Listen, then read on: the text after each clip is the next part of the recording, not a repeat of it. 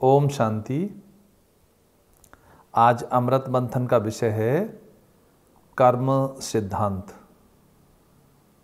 जीवन पूर्व निर्धारित नहीं है जैसा कि हम में से कई सोचते हैं, बल्कि अपने जीवन को अपने कर्मों के द्वारा संवारने या बिगाड़ने वाले हम आत्मा स्वयं हैं।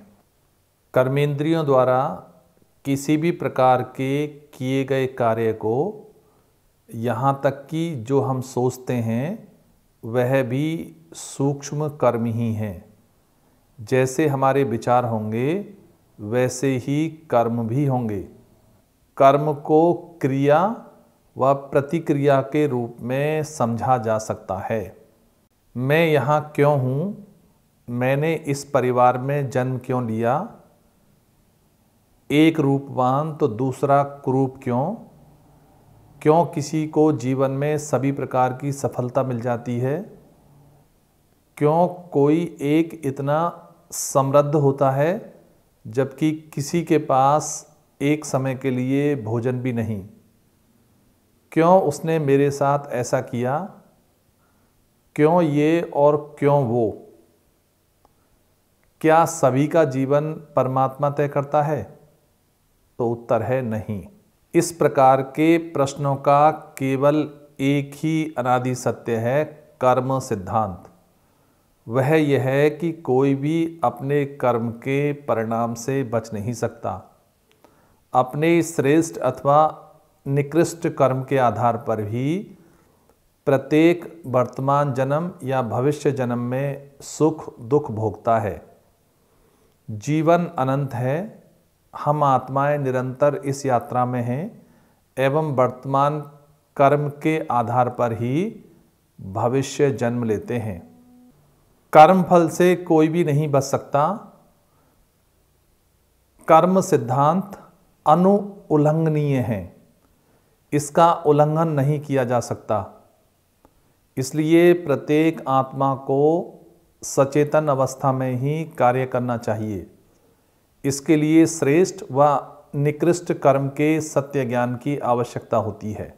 श्रेष्ठ कर्म वह कर्म है जो पवित्र नियत से किया जाए, जिससे सर्वप्रथम स्वयं लाभान्वित हों और अन्य भी लाभान्वित हों, और जो विश्व में शांति सुख प्रेम फैला सके एवं जिससे परमात्मा भी प्रसन्न हो, वह निश्चित ही श्रेष्ठ कर्म होगा। निकृष्ट कर्म या निम्न कर्म, यदि कोई देहाभिमान यानी कि 5 विकारों के वशीभूत होकर कार्य करता है एवं जो स्वयं और दूसरों को दुख दे या कोई वातावरण को अशुद्ध कर दे, तो यह कार्य आत्मा की प्रकृति के विरुद्ध होता है और इसे ही विकर्म कहा जाता है।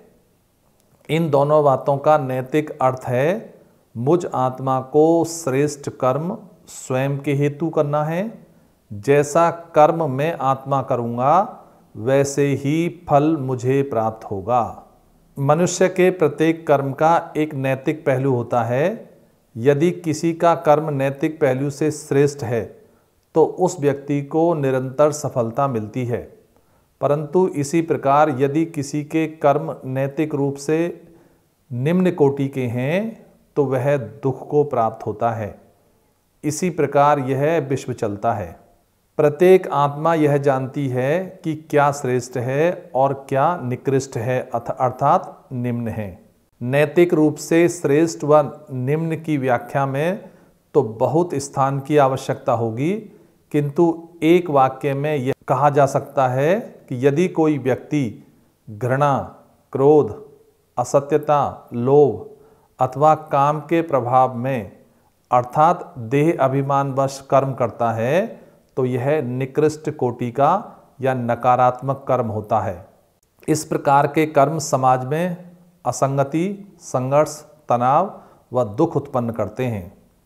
इसी प्रकार यदि कोई व्यक्ति शांति, संतुलन एवं स्थिर मन को धारण कर प्रेम, न्याय, करुणा आदि के साथ कार्य करता है एवं आत्म अभिमानी स्थिति में स्थित रहता है, तब वह कार्य श्रेष्ठ कर्म कहा जाता है, क्योंकि ऐसा कर्म समाज में सामंजस्य, शांति, एकता व खुशी की वृद्धि करता है।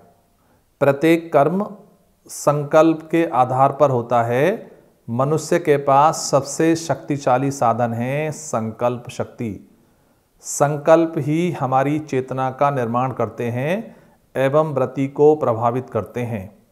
हमें यह समझना आवश्यक है कि संकल्प कितने महत्वपूर्ण हैं। इस संसार की हर एक मानव रचना संकल्प शक्ति के द्वारा ही निर्मित है। संकल्प ही हमारे संसार की रचना करते हैं। संकल्पों की गुणवत्ता बढ़ती है ज्ञान से। हर एक मनुष्य अपने ज्ञान अनुसार ही संकल्प की रचना करता है। ज्ञान विवेक को जागृत करता है। ज्ञानहीन व्यक्ति संकल्प भी अज्ञानता में उत्पन्न करता है। संकल्पों की गुणवत्ता ही कर्मों की गुणवत्ता निर्धारित करती है। तदनुसार कर्म हमारे ऊपर अपना अच्छा व बुरा प्रभाव डालते हैं। यह फिर हमारी सोच को प्रभावित करता है।